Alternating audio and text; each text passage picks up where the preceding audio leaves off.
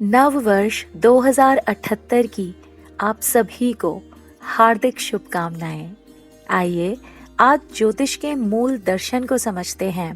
तारों के समूह को नक्षत्र कहते हैं। किसी नक्षत्र में 8-10 तारे होते हैं तो शतभिषा नक्षत्र में 100 तारे तक हो सकते हैं। सूर्य के चारों ओर फैले तारों के समूहों को 27 नक्षत्रों में विभाजित किया गया है। हर नक्षत्र में 4 चरण होते हैं, अतः 27 नक्षत्रों में 108 चरण बने। माला में 108 मन के भी इसी का ध्यान कराने को डाले जाते हैं। इन 108 चरणों में से 9 चरण लेकर एक राशि बनाई जाती है। इस तरह 12 राशियां हैं और हर राशि में 9 चरण हैं, अर्थात हर राशि में 2.25 नक्षत्र पड़ते हैं। चंद्रमा एक राशि में लगभग 2.5 दिन रहता है और लगभग 28 दिन में एक चक्कर पूर्ण करता है। जन्म के दिन चंद्रमा जिस राशि में होता है वह राशि ही जातक की राशि होती है। व्यक्ति का स्वभाव, सत्व, रज, तम आदि गुण, धर्म इसी राशि यानी चंद्र राशि से तय होते हैं। अंतरिक्ष में घूमता चंद्रमा जिस दिन जिस नक्षत्र ग्रह के आगे बढ़ता है वह उसी नक्षत्र ग्रह की गर्मी या ठंडक को अपने गुरुत्वीय आकर्षण बल से धरती पर खींच लाता है। आप वास्तव में वह नक्षत्र ही हो, उस नक्षत्र की गर्मी हो। यथार्थ में तो सूर्य केंद्र में होता है, नवग्रह उसके चारों ओर घूमते हैं, परंतु जब ज्योतिषीय प्रभाव का धरती से अध्ययन किया जाता है तब केंद्र में धरती होती है और नवग्रह चारों ओर होते हैं। ज्योतिष समझना मेष राशि से आरंभ किया जाता है। पहली राशि मेष है और मेष राशि के पहले नक्षत्र अश्विनी नक्षत्र से आगे की ओर अध्ययन किया जाता है। मेष, वृष, मिथुन, कर्क, सिंह, कन्या, तुला, वृश्चिक, धनु, मकर, कुंभ और मीन 12 राशियां 12 तरह की ताप ऊर्जाएं हैं। अग्नि ज्योति है बढ़ते क्रम में। इस ज्योति अर्थात अपनी आत्मा का अति सूक्ष्म अध्ययन ही ज्योतिष दर्शन है। दर्शन करते समय राशियों को इस प्रकार लेना होता है। पहले ठंडी यानी सात्विक राशियां मीन, कन्या, मिथुन तथा धनु। फिर मध्यम गर्म राशियां अर्थात राजसिक राशियां कर्क, मकर, तुला और मेष। फिर गर्म राशियां तामसिक राशियां वृश्चिक, वृष, कुंभ और सिंह। अर्थात मस्तिष्क की ऊर्जा के बढ़ते क्रम में समझें तो पहली राशि मीन है, फिर उससे थोड़ी अधिक गर्म राशि कन्या है, कन्या से अधिक गर्म मिथुन है और मिथुन से अधिक गर्म धनु है। धनु तक की 4 राशियों में प्राकृतिक सत्व गुण देखने को मिलता है। ये सब ज्ञान राशियां हैं। ये परमात्मा के सबसे निकट हैं। वह योग बने तो बहुत शीघ्र परमात्मा को बहुत व्यापकता से जान सकती हैं। इनको ध्यान से देखोगे तो बिना तप किए ही इनमें समतो जैसी सादगी, संतोष, तृप्ति देखने को मिलेगी। यानी अन्य राशि के जातक जिस अवस्था को बड़े तपस्या के बाद पाते हैं वह अवस्था इनमें जन्म से होती है।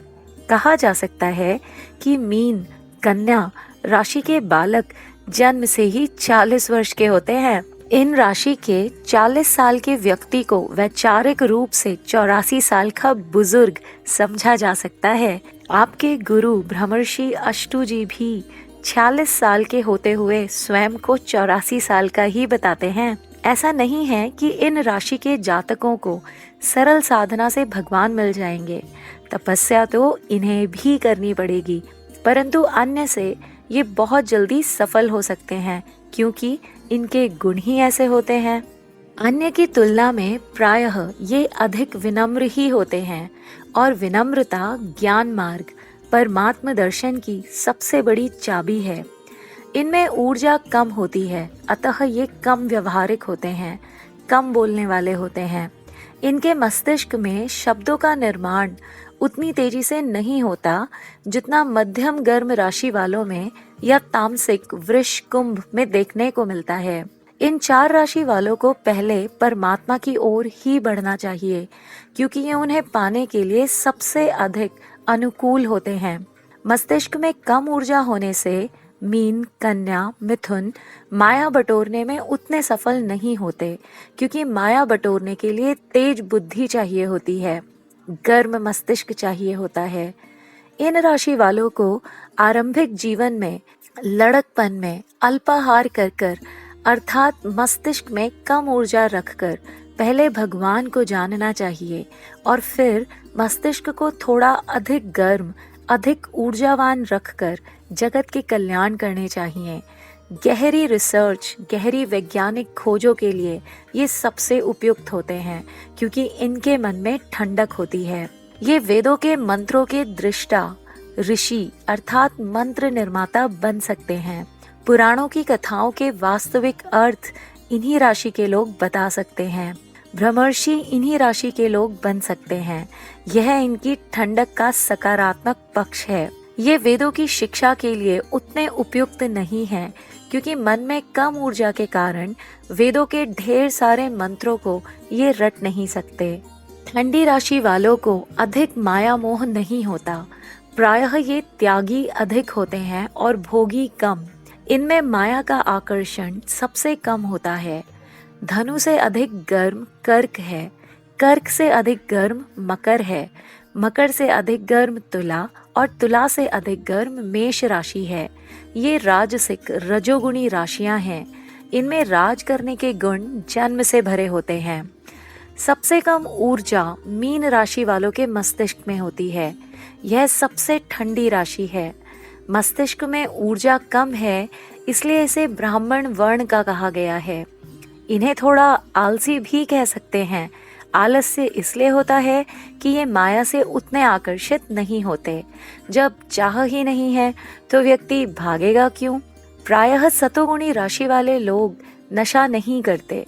सबसे सीधे लोग मीन, कन्या, मिथुन और धनु राशि के लोग ही अधिकांश मिलेंगे। चोरी, भ्रष्टाचार, झूठ बोलकर काम बना लेने की क्षमता इनके मस्तिष्क में प्रायः नहीं होती। ये प्रायः माया बटोरने में पिछड़ जाते हैं, इसलिए इन्हें सबसे पहले राम रतन धन पाने की ओर बढ़ना चाहिए, क्योंकि ये उसके लिए अधिक अनुकूल होते हैं। विनम्र तो ये होते ही हैं, बस इन्हें जिज्ञासु व तार्किक बनना होगा और ये सरलता से भगवान को विज्ञान, पुराण मार्ग से पा सकते हैं। अपवाद हर जगह हो सकते हैं। सात्विक राशि वालों में कई तरह का स्वाभाविक संयम, स्व अनुशासन देखने को मिलता है। ये सबसे कम दुखी लोग होते हैं। धनु इन चारों में अधिक गर्म होती है, इसलिए भगवान से थोड़ी दूरी रहती है, परंतु फिर भी सुखी, अन्य की तुलना में कम रोने वाले होते हैं। ये चारों राशि वाले घर, दुनिया व व्यवस्थाओं में सात्विक नियंत्रण की व्यवस्था बनाते हैं। नारायण के पालक कर्म को सबसे उत्तम रीति से यही लोग कर सकते हैं, यदि इन्हें बचपन से आध्यात्म भी सिखाया जाए तो। मध्यम गर्म राशियां हैं कर्क, मकर, तुला, मेष। ये रजोगुणी होते हैं। थोड़ी माया और थोड़ी भगवान की भक्ति रखने को रजोगुण कहते हैं। मतलब ये ना बहुत अच्छे भक्त होते, ना बहुत तगड़े माया प्रेमी। ये बीच के होते हैं। प्रबंधन का गुण इनमें सबसे उत्तम होगा। जन्म से ही कुशल मैनेजर होते हैं। ये सबको नियंत्रित करके उनसे काम करवा लेते हैं। राम जी की राशि कर्क राशि थी। कर्क ब्राह्मण स्वभाव की है, मतलब राज तो प्रिय है पर धर्म भी प्रिय है। इसलिए राम राज्य बना, क्योंकि वे ब्रह्म ज्ञानी ब्राह्मण भी थे और कर्म से क्षत्रिय भी। ये राशियां बहुत व्यवहारिक होती हैं। ये डांट डपट भी लेती हैं और प्यार भी भरपूर जता लेती हैं। लोगों को मोटिवेट करने का गुण इन राशियों में बहुत अच्छा होता है। क्योंकि ये थोड़े माया प्रेमी और थोड़े भगवान प्रेमी होते हैं, इसलिए ये थोड़े सुखी व थोड़े दुखी मिलते हैं।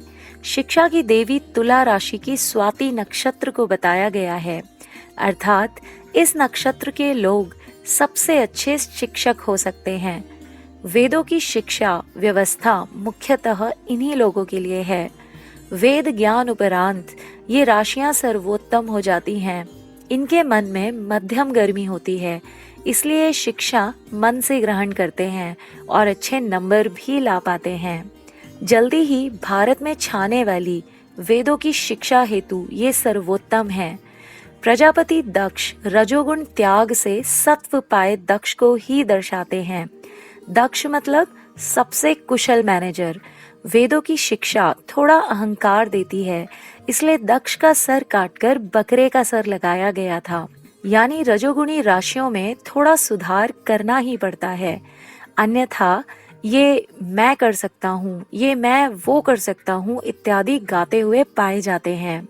कर्क मकर तक तो ठीक है, कभी कभी तुला मेष थोड़ी खतरनाक हो जाती हैं और ज्यादा ही नियंत्रित करने लगती हैं घर वालों या सहकर्मियों को। मध्यम गर्म मध्यम सुखी, जितना सुखी उतनी दुखी। इन्हें थोड़ा हट से योग अध्यात्म की ओर बढ़ना चाहिए। ये बहुत कल्याण कर सकते हैं यदि थोड़ा गहरे आध्यात्मिक हो जाएं। फिर आती हैं गर्म राशियां, वृश्चिक, वृष, कुंभ और सिंह। ये राशियां बहुत ज्यादा गर्म मस्तिष्क वाली होती हैं। मन की ठंडक परमात्मा की ओर ले जाती है और मन की गर्मी माया की ओर। इनमें मन की गर्मी के कारण सबसे अधिक माया का आकर्षण होता है। मन की गर्मी के कारण ये अच्छे विद्यार्थी नहीं बन पाते, वह प्रायः शिक्षा में पिछड़ते देखे जाते हैं। माया पाने को बुद्धि, शिक्षा भी होनी चाहिए, जो इनमें कम ही होती है। यानी माया तो पानी है पर पात्रता नहीं है। इनमें दूसरों की अपेक्षा विनम्रता सबसे कम होती है और जिसमें विनम्रता कम हो उसे शिक्षा या ज्ञान ग्रहण करने में अत्यधिक कठिनाई होती है। अपवाद हर जगह संभव है। ऐसे में नित्य बनते माया व बड़ा सम्मानित पद पाने के विचार बड़ा दुख उत्पन्न करते हैं, क्योंकि पात्रता नहीं है तो माया कहाँ से मिलेगी। ये पूरे जीवन दुख, निराशा, दिखावे, नशा, रोना, ईर्ष्या, द्वेष, हीनता में बिताते हैं। रोने वाली शायरी करने वाले सबसे अधिक लोग इन्हीं राशि के लोग होते हैं। इस्लाम इन्हीं राशियों के लिए बनाया गया है। ये परम दुखी लोग हैं। ऐसा नहीं है कि सभी तामसिक दुखी ही हैं, क्योंकि अपवाद हर जगह होते हैं। जिन घरों में आज भी आध्यात्म, गहरा आध्यात्म, संस्कार, उच्च संस्कार हैं, उन घरों में जन्मे तामसिक राशि वाले बच्चे बहुत सफल होते हैं। वह सबसे दिव्य जीवन जीते हैं। महादेव का संबंध तामसिक राशियों से है और वे परम दिव्य हैं, सबसे बड़े देव हैं।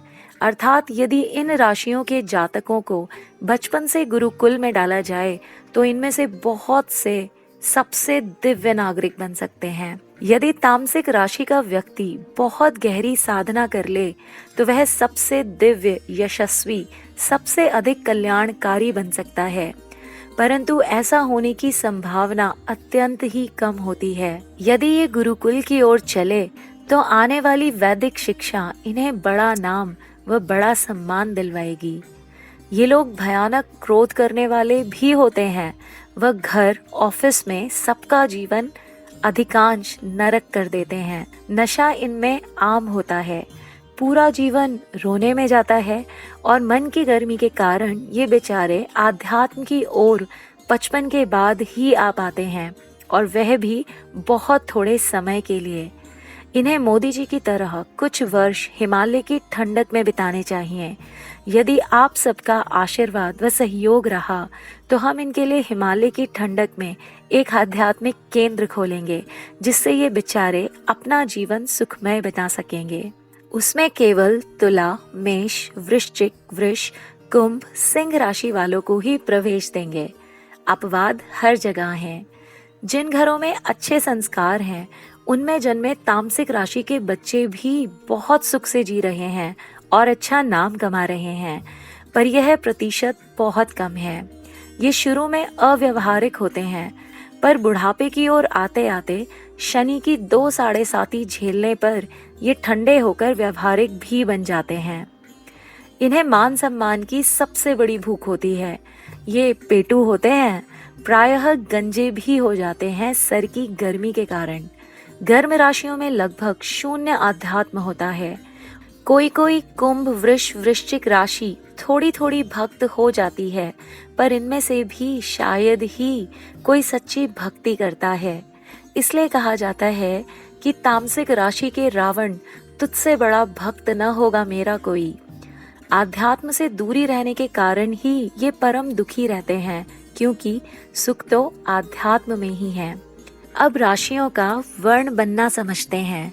मीन राशि ब्राह्मण वर्ण की है, कन्या राशि वैश्य वर्ण की, मिथुन राशि शूद्र और धनु राशि क्षत्रिय वर्ण की।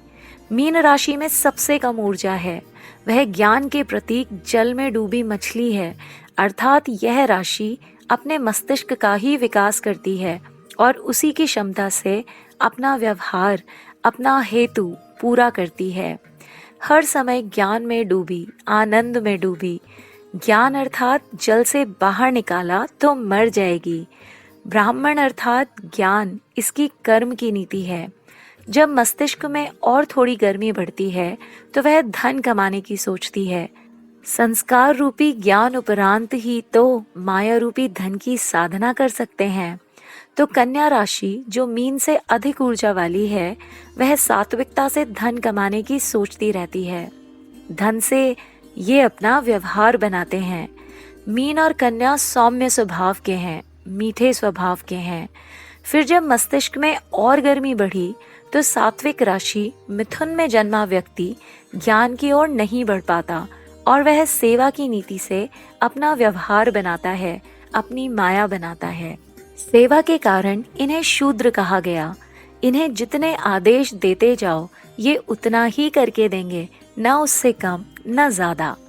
शांत स्वभाव की मिथुन कभी कभी अचानक से तेज गर्म हो जाती है, अतः केतु यानी गर्मी से इसे जोड़ा गया। जब मन में गर्मी और बढ़ती है तब उसे क्षत्रिय वर्ण की धनु कहा गया। धनु अपना काम बनाने को थोड़ा लड़ भी जाती है। मीन, कन्या, मिथुन, धनु द्वि स्वभाव की राशियां हैं, जिसका मतलब है ये ज्यादा जिद नहीं करती कि यह बिल्कुल ऐसे ही करो, ऐसे ही होना चाहिए जैसा कहा। ये कहती हैं ऐसे भी ठीक है और वैसे भी ठीक है, जैसे चाहे कर लो, हम सहयोग कर देंगे। ये आपको स्वतंत्रता देती हैं, जैसे चाहे वैसे जी लो। ठीक रास्ता यह है, बाकी तू जाने, तेरा काम जाने। इसी तरह से कर्क ब्राह्मण है, नीति से राज यानी रजोगुण साधती है, वह अपना काम बनाती है। सौम्य है, मधुर भाषी है। मकर वैश्य है, धन से, व्यवहार से अपना काम निकालती है। तुला मकर से गर्म है, इसलिए क्रूर है और सेवा देकर शूद्र नीति से आपका दिल जीत लेती है। मेष तुला से भी अधिक गर्म है, इसलिए क्रूर है और क्षत्रिय नीति से कभी कभी लड़ाई कड़ाई कर कर भी अपना काम बनाती है। फिर तामसिक राशि आती हैं। वृश्चिक ब्राह्मण है, दिमाग से अधिक खेलती है और अपना काम व्यवहार बनाती है। गुस्सैल तो है, पर गुस्सैलों में सबसे सौम्य है। रावण वृश्चिक राशि का दर्शन है।